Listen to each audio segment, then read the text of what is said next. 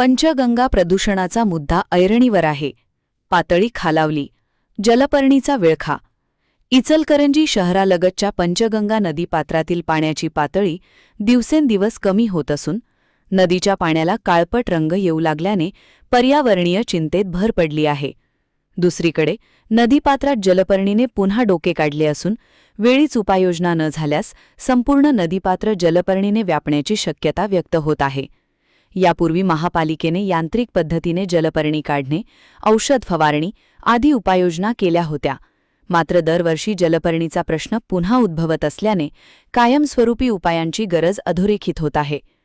काही दिवसांपूर्वी धरणातून पाणी सोडल्याने नदी प्रवाही झाली होती, परंतु सध्या पाण्याचा प्रवाह स्थिर असून पातळी खालावत चालली आहे.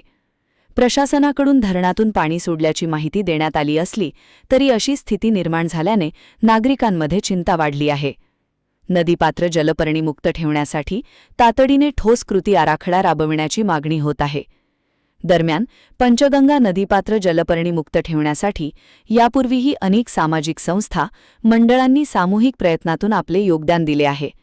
पैलवान अमृत भोसले यांच्या मार्गदर्शनाखाली गेल्या काही दिवसांपूर्वी व्यंकोबा तालमेतील पैलवानांनी नदीपात्र जलपर्णी मुक्त करण्याचा प्रयत्न केला होता. सामाजिक संस्था, मंडळे किंवा पर्यावरणाची जाणीव असलेल्या नागरिकांकडून सातत्याने प्रयत्न करतायत.